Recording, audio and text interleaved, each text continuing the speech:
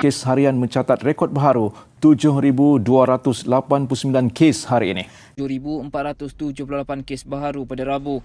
Sebanyak 7,857 kes dilaporkan oleh Kementerian Kesihatan Malaysia KKM. Sebanyak 9,020 kes baharu COVID-19 dilaporkan pada 29 Mei.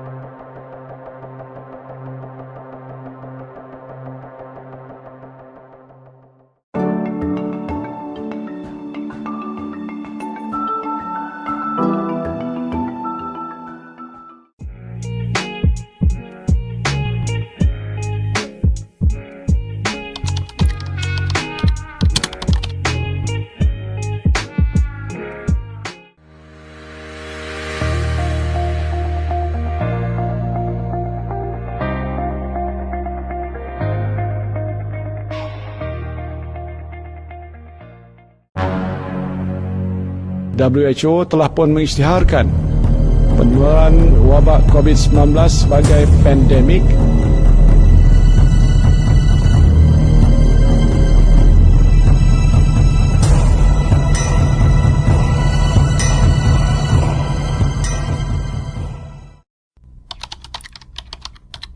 Pendapat saya, penularan wabak COVID-19 yang melanda negara sebenarnya telah banyak bagi impak kepada rakyat Malaysia. Seperti yang kita tahu, wabak ini telah mengundang kepada pelbagai perubahan dalam kehidupan seharian. Sebagai contoh, sekolah-sekolah dan segala operasi telah diarahkan untuk ditutup oleh pihak kerajaan. Ekonomi negara dan masyarakat juga telah banyak terjejas akibat daripada penutupan pelbagai sektor ni. sebagai salah satu langkah dalam mengekang wabak ini daripada merebak. Utamaan kerajaan kita pada masa ini adalah untuk mencegah penularan baru wabak ini yang dibimbangi akan menyakiti lebih ramai rakyat. Perintah kawalan ini dibuat di bawah Akta Pencegahan dan Pengawalan Penyakit Berjangkit 1988 dan Akta Polis 1967. Pertamanya ialah larangan menyeluruh pergerakan dan perhimpunan ramai di seluruh negara, termasuklah aktiviti keagamaan, sukan, sosial dan juga budaya. Keduanya ialah sekatan menyeluruh semua perjalanan rakyat Malaysia ke luar negara. Ketiga, sekatan kemasukan semua pelancong dan pelawat asing ke dalam negara.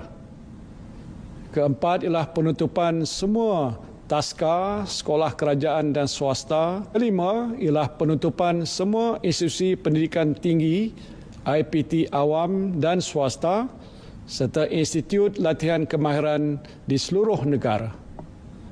Dan keenam, penutupan semua premis kerajaan dan swasta kecuali yang terlibat dengan perkhidmatan penting negara ataupun essential services.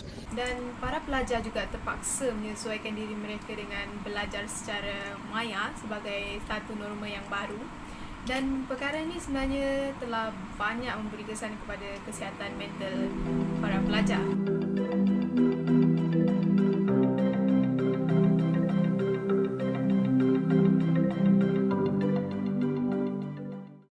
Jadi saya amat berharap agar pandemik COVID-19 ini dapat dicegah Dan kita dapat kembali bebas beraktiviti seperti dulu kala. Pastilah saya berasa bangga.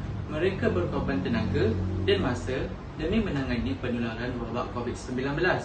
Sepanjang pelaksanaan Perintah Kawalan Pergerakan PKP, petugas barisan hadapan terpaksa bekerja tanpa henti berminggu-minggu dan ada yang terpaksa berjauhan daripada keluarga.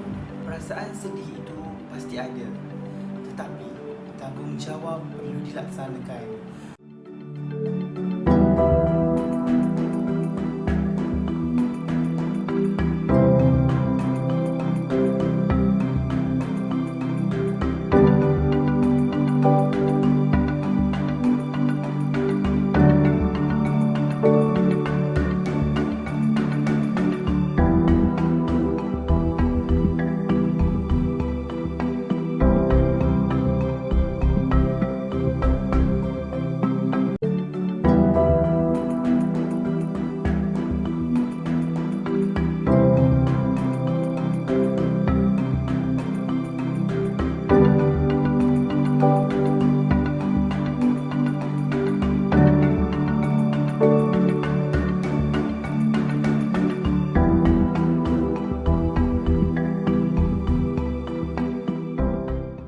Sebenarnya, saya juga mempunyai seorang ahli keluarga dan bekerja sebagai seorang petugas barisan hadapan. Masa kerja mereka telah dipanjangkan dan oleh sebab itu petugas barisan hadapan menghadapi berbagai risiko yang amat tinggi berbanding dengan orang lain untuk dijangkiti.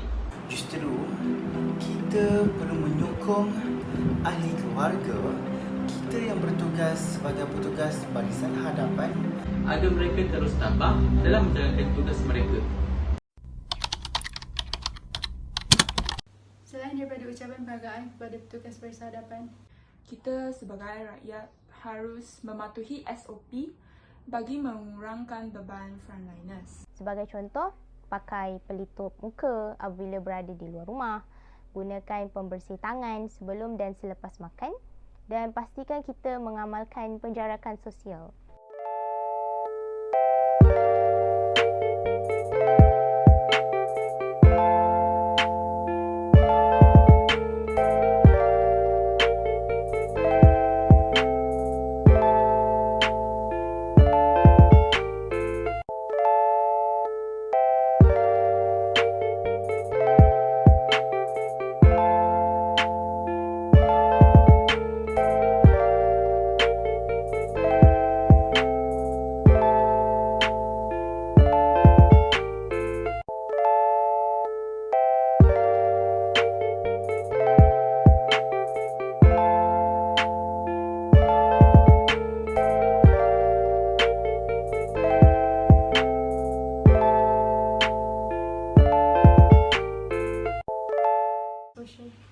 Kita juga boleh bantu dalam melaporkan kepada pihak berkenaan jika kita terlihat berita palsu tentang COVID-19 yang akan meningkatkan perasaan takut dalam kalangan rakyat. Kita juga bertanggungjawab untuk menapis segala maklumat atau informasi yang kita baca dalam media sosial sebelum kita berkongsi kepada ahli-ahli keluarga atau kawan-kawan. Kita perlulah pastikan segala maklumat atau berita yang kita kongsikan itu adalah betul dan tepat. Dan akhir sekali, sebagai rakyat yang bertanggungjawab, kita perlulah bertindak untuk mengambil vaksin Supaya kita dapat lindungi diri kita dan orang lain dalam mengekang wabak ini.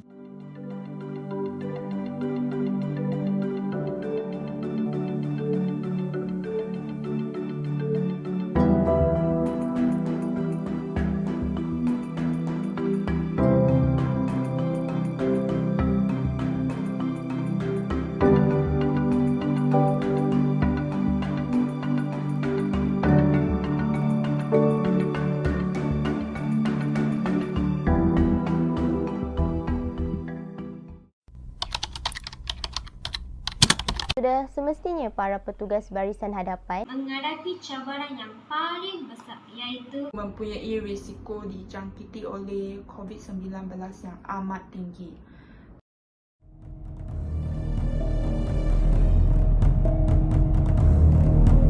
Di Negeri Sabah saja lebih 300 petugas barisan hadapan telah dijangkiti COVID-19 dan lebih 1,200 petugas dikenakan kuarantin. Anggota polis yang terkena jangkitan COVID-19 dan setakat ini hampir 11,000 anggota terpaksa dikuarantin. Terima kasih. Terima kasih. Terima kasih. Terima kasih. terima kasih.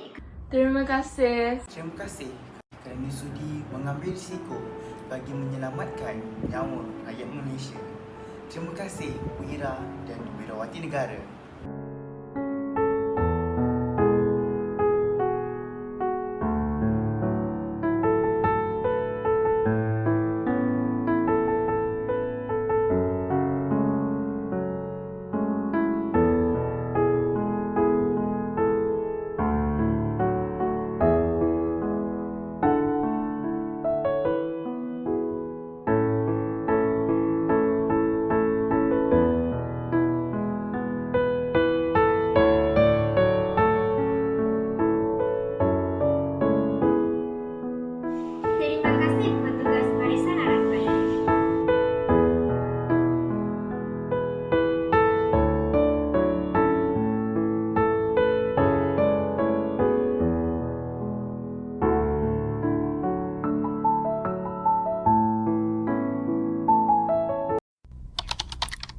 Apakah itu patriotism? Patriotism merupakan sikap pantang menyerah dan rela berkorban demi bangsa dan negara. Melalui projek Cintakan Negara ini, kami dapat melahirkan perasaan bangga sebagai rakyat Malaysia kerana mempunyai petugas barisan hadapan yang begitu gigih dan bertungkus lumus dalam mempertahankan negara dari ancaman pandemik COVID-19 ini. Oleh itu, dengan ini kami ingin mengajak anda semua untuk bersama-sama membantu memerangi pandemik ini dengan mengamalkan SOP yang telah diarahkan sebagai tanda cinta kita kepada negara. #KitaJagaKita.